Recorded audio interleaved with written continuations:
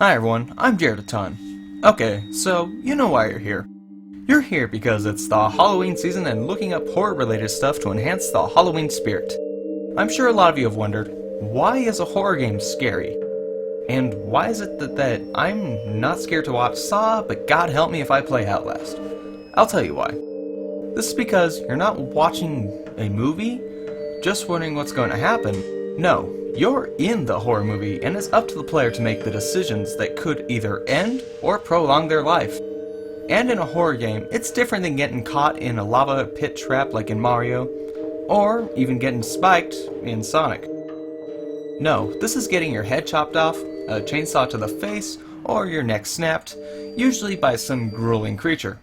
Anyways, before I continue to dive further into this, I want to go ahead and analyze all the aspects of horror games. A lot of these aspects do cross over, but I'll try to make it simple as possible. Oh, also, before I forget, I happened to have brought some friends along, and that would happen to be JF Noxus, Last Good Milk Pig, Gaming in Progress, and Pink Link. And we present to you what makes a horror game scary. One of the things that makes a horror game scary is jump scares. And which game is the king of jump scares? Why, none other than Five Nights at Freddy's. Five Nights at Freddy's is a horror game where you're a security guard inside a pizzeria, and the animatronics turn evil at night due to the spirits of children being in them and killing anyone and everyone they see between 12 a.m. to 6 a.m. As you fend yourself from these characters, you're stuck in a security office, and what makes this game scary? The jump scares. Jump scares are a cheap way to scare someone, but if it works, it works. But regardless, I put this low on the list due to it being a lazier version of scaring people.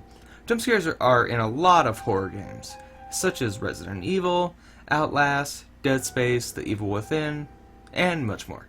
Overall, jump scares do work, but they're about as cheap as someone's younger cousin scaring you when you walk down the hall around the corner.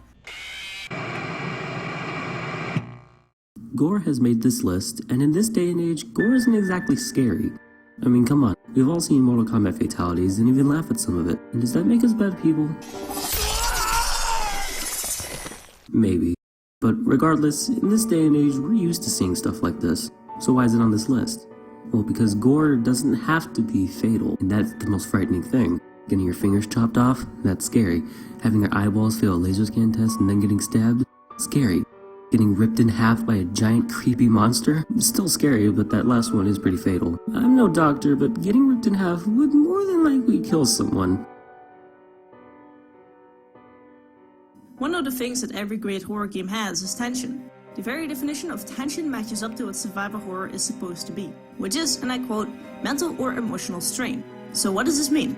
This means that the player is always on their toes because they have the feeling something's going to happen. It's hard to stay calm and focused when you constantly feel like something is going to pop up out of a corner. Ever ran up the stairs after you switched off the lights because you feel like something is chasing you? Well, you're not the only one, and it's most likely because of a game you've played or something that scared you in the past. Tension is what truly makes a horror game great. Some games are a little bit better at building this up than others. Some create tension by showing small pieces of a monster with music or storytelling, and others may use jump scares. Although jump scares are unexpected at first and they do create some tension, they become a bit predictable over time. Many people think horror games used to be better in the old days, but there's still games today that nail this. One of my personal favorites being Layers of Fear. So, I'm pretty sure a lot of you may be scared of the dark, and that certain lot of you are probably thinking, why am I scared of the dark? Well, I can explain why. Because it's mysterious. You have no idea what could be hiding, you're not sure what could come out and attack you, and that's why a lot of people are scared of the dark.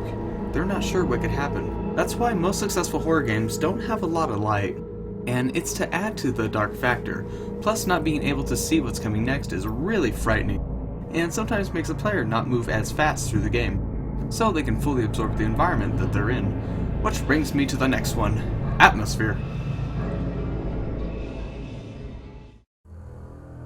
Okay, so when I say atmosphere, I'm not talking about heading to space or something. I mean the atmosphere of how the game feels. To me, atmosphere is what makes a horror game. You can't have a horror game in a Mario Party atmosphere. I mean, you could, but it wouldn't be quite the same. But what I really mean by atmosphere is all of the little details that come together to make a game truly scary. So you can have a horror game in a house, even with cute things, but what makes it scary? It's that in a house something could be hiding in a closet or constantly moving throughout the house while you're unaware of where the evil thing is. In the woods, it can chase you into the deeper parts. In a bunker, you're trapped underground trying to get out. Underwater, danger can come from anywhere. Lighting and sound also have a major impact on the atmosphere. A well-lit room can become terrifying if all of a sudden the lights go out and the door slams shut, encasing you in darkness. A dark undertone in the music can make your skin crawl and put you on edge, well past when you shut off the game. So, if you have all of these elements, though not scary on their own, coming together in perfect harmony, or should I say discord, that is what makes atmosphere a majorly important factor in a horror game. So, Uncle D was talking about this the other day, because there was a moth in the house and I smushed it and killed it, not promoting violence on bugs, but I mean, when we kill bugs we feel powerful, right? Well, what about giant spiders? Feel powerful now? No you don't, bitch, because tarantulas, scorpions, and holy hell no, centipedes are terrifying. Well, that's another factor I want to include in a horror game, is feeling powerless. Because if the player went through Silent Hill with a ray gun from Black Ops Zombies, they wouldn't feel scared, they feel empowered. That's why games like Dead Space or Silent Hill can be considered scary with limited or no ammo. But if you're packing heat, then that means that the player is the one that is in charge. Because feeling powerless is a big factor in a horror game, and that's why a lot of the good ones don't really give you the ability to fight back.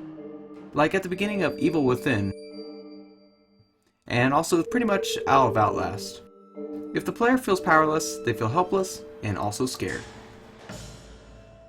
We've all been to birthday parties, and maybe one of those parties had a castle, a birthday cake, a piñata, and maybe they also had a clown. How about a zoologist that brought a scary spider or maybe a snake?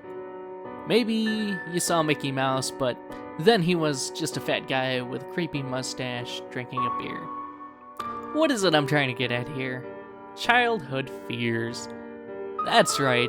In a lot of horror games, they always try to take things that are supposed to be cute and cuddly and innocent and make them into unspeakable, horrifying monsters that pursue you with no end. Clowns, children's toys, even animals can be accounted for because they can be something nice, and then they do a 180-degree turn and become pure evil and chase you. Some perfect examples of this would be the pink rabbit in Silent Hill, the animatronics in Five Nights at Freddy's, which of course are similar to the animatronics that you can find in a Chuck E. Cheese, a place where many children in the 90s had birthday parties, and even drowning underwater, which is something that's common in both horror and non-horror genres. So the point here is that everything that scares the player's inner child will surely shake the adult that is on the outside.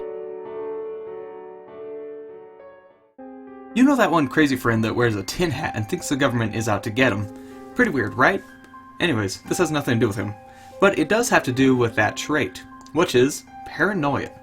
Yes, being paranoid in a horror game is a delightful example of what makes a horror game scary, because that means that no matter what, the player is always supposed to feel like everything is out to get them, and always wondering what lies ahead, even in non-horror games. The paranoia that everything is out to get you can make an uncreepy game creepy.